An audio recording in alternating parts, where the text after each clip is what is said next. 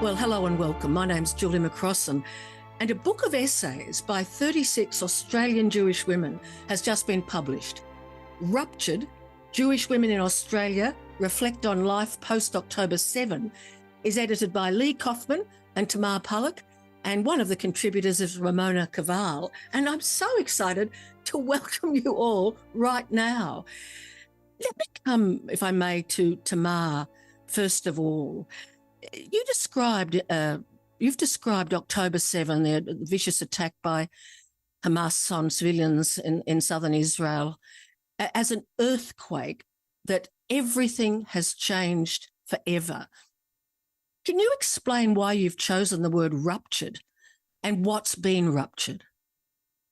So I think for us, when we looked at all of the essays that we had collected and commissioned, it was the themes were so deep and visceral, reflecting a very painful place that really was the upending of our world on that day. And Ruptured was just something that kept coming back to us, people talking about how life was, the safety they had and the safety that then was disappeared essentially. And I think also the redefinition of personal identity on that day was something that none of us were expecting. The events in the Middle East have always been tragic and difficult for everyone, but this really had like a ripple effect far across the oceans, and it was like the tsunami that followed was what we have written about, which is the lived experience of anti-Semitism since that time. Give me an example from your own life of what you mean by the redefinition of personal identity. I mean, that's a very deep thing to say. I think that as a mother, the conversations I have with my daughters since that day are ones that I never expected that I would have to have. I grew up, in the home of, I was the granddaughter of Holocaust survivors, and we heard difficult things and we learnt about them in textbooks, but all of a sudden the questions that my daughters have asked and their responses to things that they have seen on the streets of Melbourne or on the news have really thrust us as parents, and specifically me as a mother, to grapple with a whole new profound reality. I know that you feel that the book has come from a place of darkness, but ultimately you're finding meaning and hope.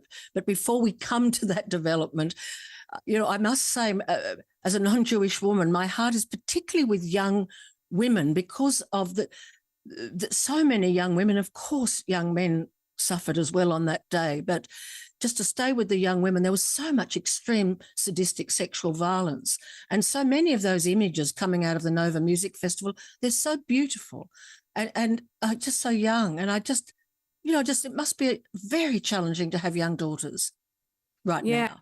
That has been really profound. I get emotional just thinking about it. But, when I think of my daughters, and they're young, they're 6 and 10, they were 5 and 8 at the time. But if I think about what their futures should be, I do worry not only about the violence, but about the silence that we've seen in the world towards those crimes, the dismissal, the casual, like, oh, well, and that has really scared me, because that makes me wonder what kind of world my girls are going to grow up in when I grew up in a world where I felt very comfortable navigating it, without a care in the world.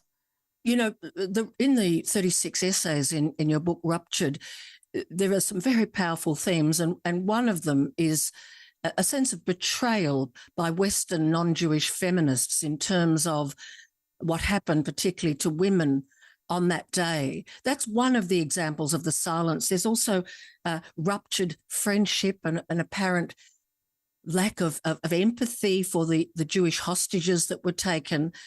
Silence has emerged in a range of ways, hasn't it?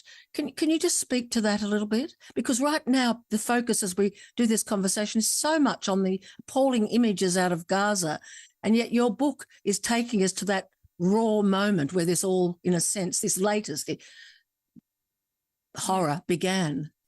So, I think that one of the most painful aspects of this time is that there is so much suffering. And I think that so many of us have space for all that suffering, but there's been a willful misrepresentation of us being people who don't care,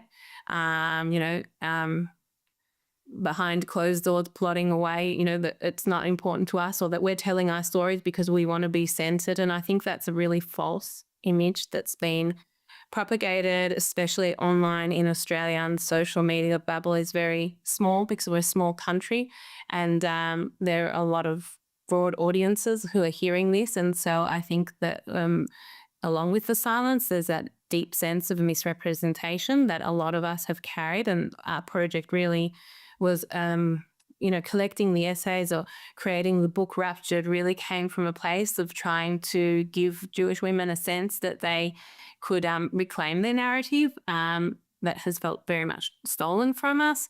And I think that ultimately, especially as we see the images of the last few days of the hostages who were released, the hostages who are still in captivity, and the suffering that's coming out of Gaza as well, this question, like this bewilderment, well, why wouldn't we have empathy for all as Jewish Australians? Why?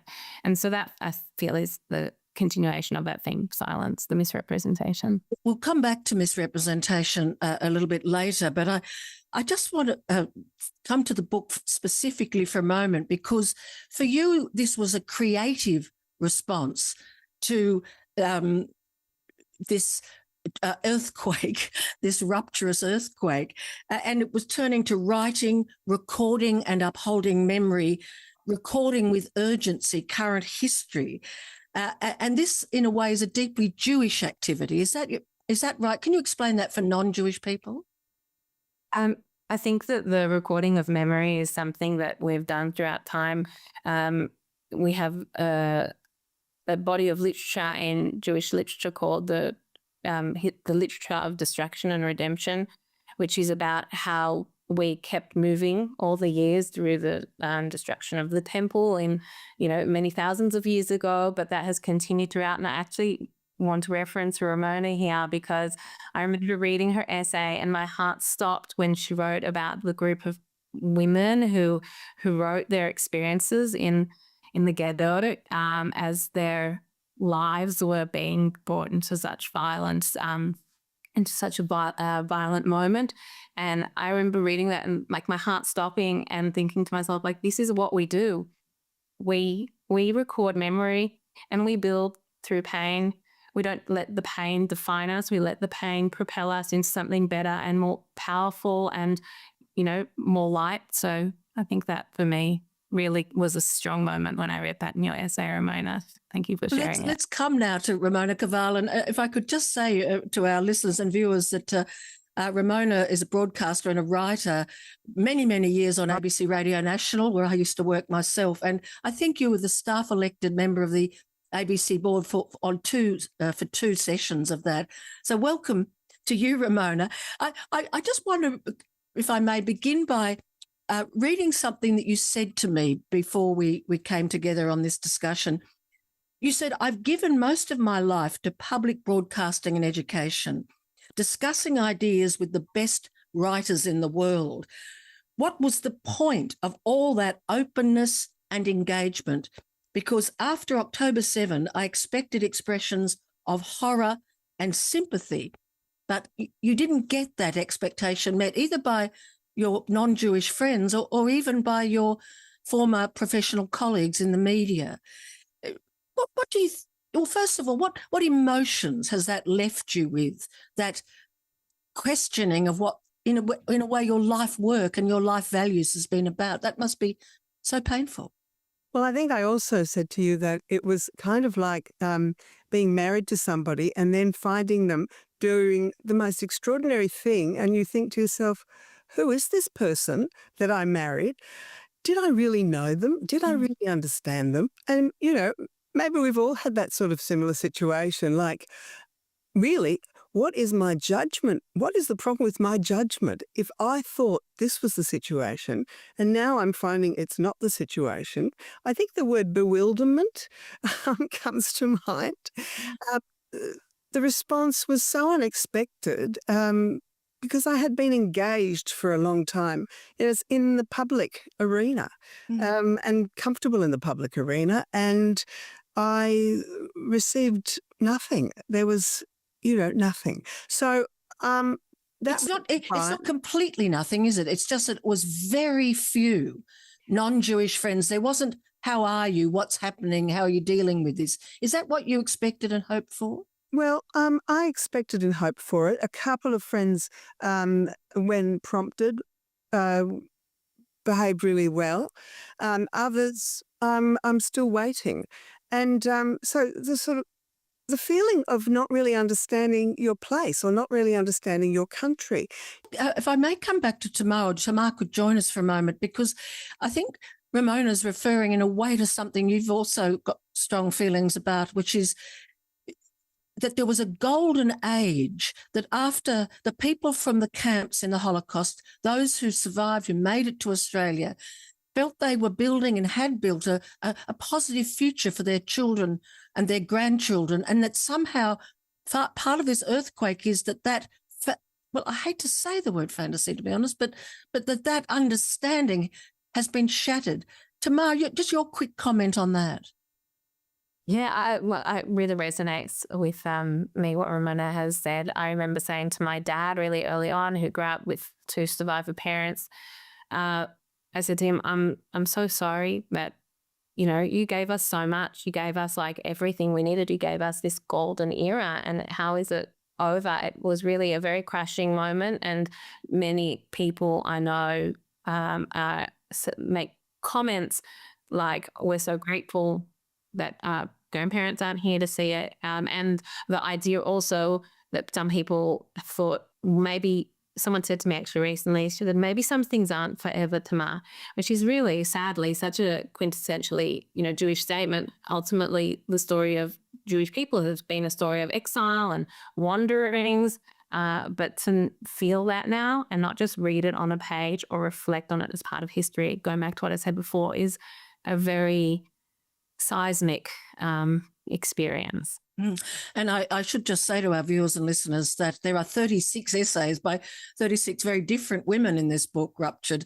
And so you will hear many reflections on what we're discussing.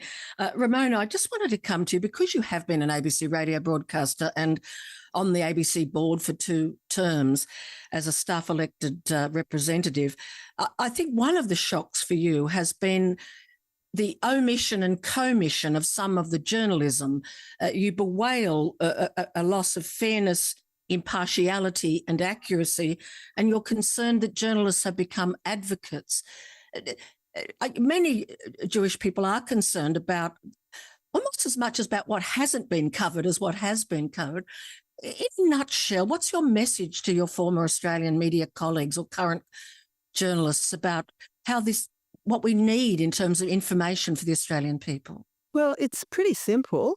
Without fear or favour, I thought that was what we were all operating under, that, no matter who we are, whether we're Jewish or Muslim or anything from anywhere, that's not, the job is to see what you see, report what you report, make sure your sources are reliable, don't be lazy, and respond to audience queries about it. So I've found that mystifying that I see that there's certain groups in Australia which are constantly sought out, their views are sought out, like the Jewish Council of Australia, which is a tiny group of people. They're not a council. And there are other much more representative groups in Australia if you want to get some idea of what the Jewish community thinks. But on the ABC, constantly we're seen to go to the same group of people with the same kind of anti-Zionist minority views. And I can only think to myself, having worked inside a media organisation, that the activism of the current crop of journalists means that they are trying to put a certain view, and no matter what they might find, that they'll trim it and they'll present it because a certain story needs to be told as far as they're concerned. I mean, I can't tell you how sort of disappointed I am with current journalists and young people and people who have apparently gone to university and learnt these kinds of things in journalism school, that it's okay to have a position. It's not okay. I think the problem is that you're losing audiences, which ultimately, I love the ABC. I gave my life to the ABC. I love public broadcasting, but I can see the demise of the whole institution now, and in a sense, it's their own fault. Powerful words. I also gave a lot of my life to that organisation. Let me come now to one of the other editors, Lee. Lee is, I think, you're passionate, Lee Kofman, you're passionate about healing for you, has been working on this book, that the response of non-Jewish feminist friends in particular has been dehumanizing. It has felt like a personal betrayal, very visceral. Is it the case that you actually have attended the sort of Nova Music Festival where a lot of these women were attacked? Is that correct, that you've experienced that as a young woman?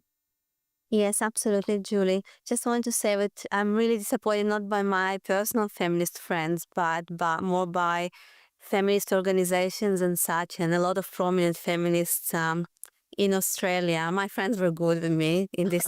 Good to hear. Yeah.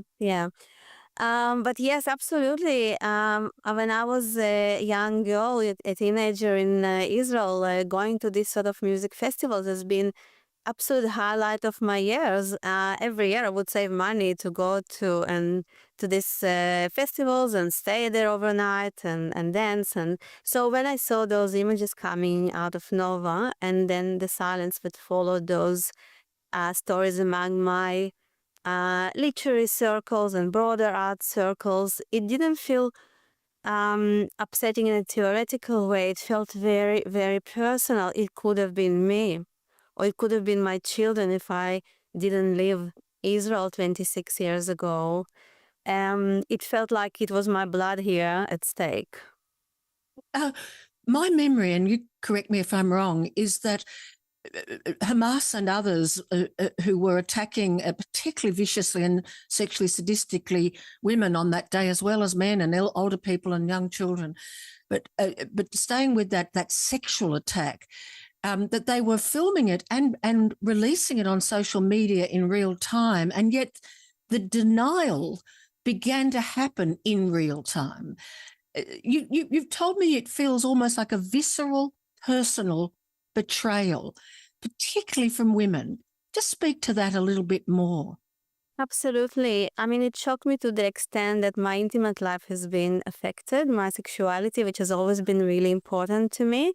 But for a long time, after October 7, I couldn't think about sex or have sex without thinking about what happened on October 7, and it still reverberates in my mind. Actually, I am known in Australia for somebody who wrote a book about sex, so that's why it's important to bring this up.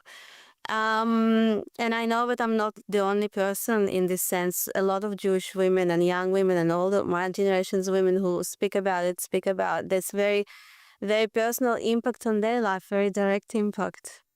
It's almost as if, in my experience as a non-Jewish person, if you try to raise issues of concern about what happened on October 7 and the ongoing impact and the fact that hostages, as we have this conversation, we've had these recent images of a skeletal young man digging his own grave in a tunnel. I mean, it's current. But that if you express empathy, I find people just slam back, what about Gaza? What about Gaza? As if one can't feel profound concern, as so many Israelis are, about the behaviour of the Netanyahu government. I don't want to go so much into the political, but that you can be concerned about hungry and damaged and bombed people, Palestinian people, and empathy for what happened on October 7 and for the hostages. Why is there this kind of disjuncture between access to empathy? I know that's a hard question. I know, yes, I have been thinking a lot about it, Julie, actually. And it's really, yeah, it comes back to what Tamar was saying before about this misrepresentation, very deep misrepresentation of our community here. But we don't care about the pain of the Palestinians. We care deeply. We can hold both truths, and I think the whole sort of book or Ruptured is infused with reiterations of our contributors that they can see both sides, but why is our side not seen? And I think it's a bit of a case of cognitive dissonance here, particularly among progressive communities to which I've always belonged up until October 7, and now I don't feel I belong there anymore. I think the hatred towards Israel has been so ingrained for so many years, isn't really perceived in those communities, right-early communities, other artistic communities, universities where I used to work as well, as this demonic state, it's almost like became a tangible metaphor for the most terrible forces that we don't want to recognize in ourselves. And to me, this really echoes the centuries-long persecution of Jewish people, because in whichever society we've ever lived, we were always the most convenient scapegoat to project onto us whatever that particular place, that particular country didn't want to own for themselves.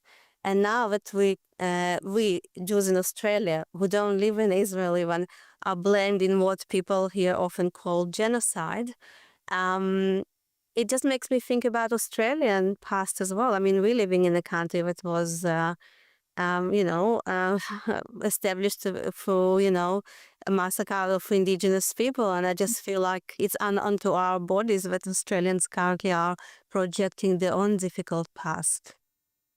I want to turn now to, I guess the future we build together for the young Jewish boys and girls, because the story of, as I have learned in my life of anti-Semitism across the centuries, is also one of survival and resilience, even though unfortunately the horror emerges again and again across the centuries, and expulsion.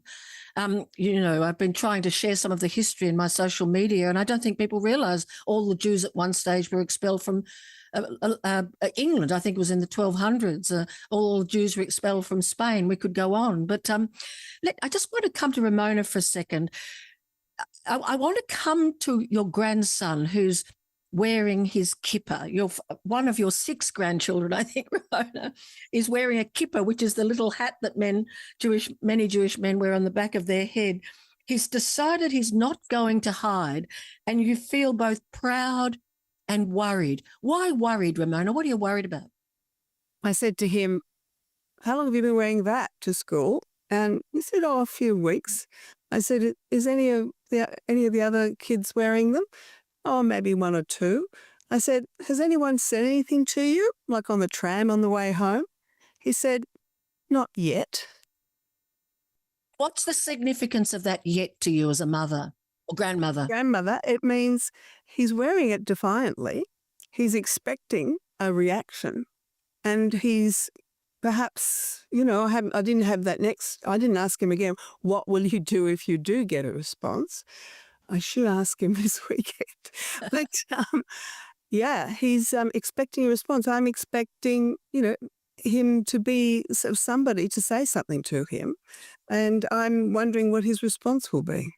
I want to give some quick background to our listeners and viewers about your family. Your mother was 11 in Poland when World War II broke out, and he managed to pass, as they say, and survive in Warsaw until the end of the war. But she used to say to you, you never know who will denounce you. In other words, reveal that you're Jewish. You're in Australia growing up, and you go to your first form, your first grade. First grade, thank you. And the teacher asks people who are Jewish to put up their hand. You don't realise at this stage it's just because there's religious classes and you're going to be told where you can go if you wish to go. But your instinct, what happened when they said put up your hand if you're Jewish? What happened to Ramona? She said, "I'm not doing that. I know what happens. I know what happens. I'm not. I'm just going to sit here amongst all the others and see what happens. So all the Jewish kids were, sent out of the class, invited out of the class. I stayed, and the Christian religious instruction teacher came in, and I topped the class. I stayed in the class all year. I was really good at, I know the Lord's Prayer already today, to this very today. I know all the stories. I was so excellent at being Christian that I was picked to be Mary in the school play. And I went home and I asked my mother for a tea towel. I said, I need a tea towel for a play. She said, what sort of play? I said, oh, it's about a lady with a baby and she's in a zoo. And she said, is this a Christmas play by any chance? And I was horrified and shocked that she knew anything about what it might be. I said yes. And she marched me up to the school. She said to the headmaster, do you know that Ramona's Jewish? And he was shocked and said, no, where are we going to get a Mary at this late stage of the year? And she said she may play Mary because Mary was Jewish. So it was all saved in the end. But, that is a really weird story for a kid who's in grade 1 to be scared of being Jewish, even in, my parents were Holocaust survivors and they were very damaged and they were very fearful. And I guess I wanted you to share that story because, here's your 14-year-old grandson and he's not hiding. He's the third generation, and yet here's the anxiety returning. Look, for time reasons, I'm coming now to Lee Kofman, if I may again, because Lee, what's so interesting for me is that you describe yourself as a solitary creature, and yet after October, mainly doing with writing and so on, but after October 7, you've now got new Jewish friends and you've engaged with the Jewish Museum in Melbourne in a whole new way. Tell us what you're doing now with the Jewish community, really as a result of October 7, a creative and personal response to that trauma. Sure, I would love to answer this, but I just want to quickly add, just along the lines of what Ramona shared now. It was particularly moving for me on a personal level because I've got primary school kids, and one of my children have been saying quite repeatedly and adamantly to me that he no longer wants to be Jewish, but he wants to become Christian because everybody hates Jews. We never talk about this at home, so he clearly picks it up from conversations with friends at school. But back to the idea. I just have to say, as a non-Jewish Australian, I am just so sorry that's happening. It's so wrong. Thank you. But let's continue. I should introduce him to Ramona's grandson for some inspiration. Well, I'm sure a lot of Jewish children are conferring through their synagogue life and school and family life with other young people to help them cope. But anyway, Lee, you tell us what you're doing. Yes. So look, I'm generally speaking a real loner. So I've got a lot of friends, but they're like individual friendships. I'm not a communal person at all. I have horror of that. I hardly ever even had a proper job. I've always worked for myself. But October 7 really changed me.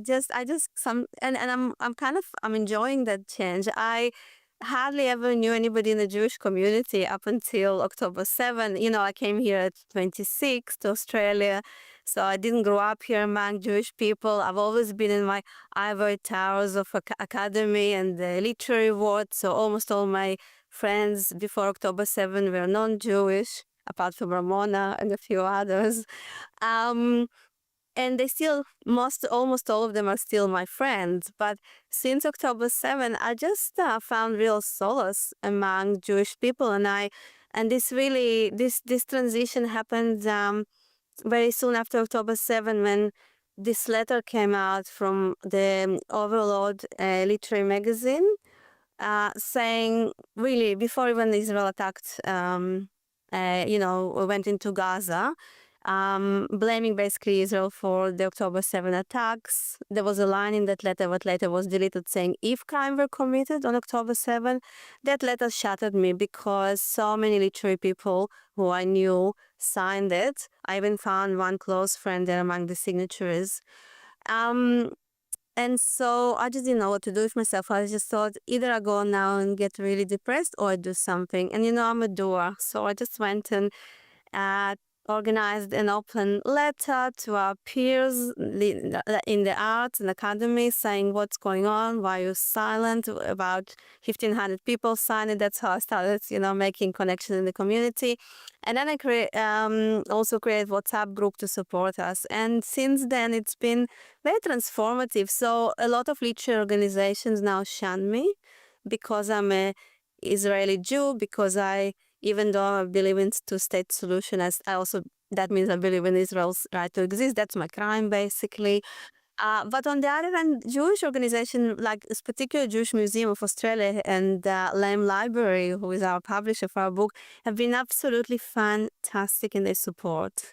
And as I understand it, you're involved in teaching writing at the museum. A community of Jewish creatives and academics are meeting there monthly. It's just so exciting. Look, our time is almost up. But Tamar, can you tell us what's helped you? Is it mainly being involved in this book? Because I know you're living in the United States now, as I understand it. But what's helped you most to bring future hope, particularly to the young? I feel like being part of this project, and before that, I was very involved in activism when I was still in Australia for the first 9 months following October 7. I think that really what emerged from this very raw, difficult place was this amazing sense of connection, and it's hard to call it a silver lining because it glimmers, it doesn't yet shine in its entirety, but we get glimmers of it here and there because the news cycle is so difficult all the time. But that silver lining or sisterhood, I think, has been really strong. And I never would have used the word sisterhood before. I knew it, but I wouldn't have thought, I just wouldn't have used that term. But really, I feel it so deeply. I feel like through all that pain, there were just people, like Lee said, people just had to do.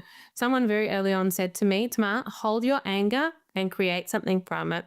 And that was the biggest blessing I got from someone who I really look up to, a woman who is very wonderful. And then everything just after that kind of fell into place. And it was the kind of this chain that kind of just everyone just kept joining and joining and joining. And that's what happened with this book too. It's the product of so much creative energy that has come to just make meaning of this time. And so for me, I know my daughters have seen it. I know that they've, missed out on some mum time with me. I've been very distracted. My husband still asks me every once in a while, oh, when are you coming back? Because really there's been it has created an absence. There's something that it's created presence and absence in all these funny ways. And Lee and I have spoken about it a lot, that it also ultimately tells the story of how women organized in times of crisis and how they lift their families up, but then they're also lifting the community up, and they're also doing the paid work and the unpaid work and that's something that has, I guess, been a resurgent feminist in me, perhaps. But after years of just taking it for granted, really, I think that's what it comes down to. I took it for granted that I didn't have to fight for my rights, not as a Jew and not as a woman. And now I know that it's not true because I'm a Jew and a woman. And for me, that fighting spirit that I've been able to connect with others over, it's given me a lot of hope, and I know that my daughters will ultimately see that too. So that for me is the hope. What a joy it's been to talk to you. And can I just say, I think Jewish people are known as people of the book. Maybe Christians are too, I can't remember. And Islam, we do have some books in common, but there's a lot of books. If I look behind you, I'm embarrassed I don't have more books behind me. But I just want to thank you so much for being so open and being so personal, but mainly, of course, for creating this marvelous book with the stories of 36 women. We've got it on the screen right now. And I just want to close by dedicating this interview to two Jewish women who have enriched my life immeasurably. And their names are Kitcha Altman and Irene Inwald. And they both grew up on opposite sides of the same street in Benjamin in Poland. I've stood in that street and seen the location. Kitcha Altman wrote a book called Memories of Ordinary People for Those Who Have No One to Remember Them. and it captures just so marvellously life in Poland, in Benjamin, which had a very significant and positive Jewish community, their life there before the Nazis came, and also letting us know what happened to each of those people, but a very, very personal book. And Irene Inwald survived the Warsaw Ghetto, and like Ramona's much younger mother at the time, managed to survive undercover on false papers in Warsaw. Two Catholic Polish people she later discovered did know she was Jewish, but they didn't reveal that to each other until it was safe to do so. And Irene Inwald was a second mother to me. So may their memories be a blessing. And please have a very good look at Ruptured. Thank you very much. And I just finally thank you again to these marvellous women. Thank you. And thanks to you, Julie. It was wonderful. Deaf sign Thank you. clapping.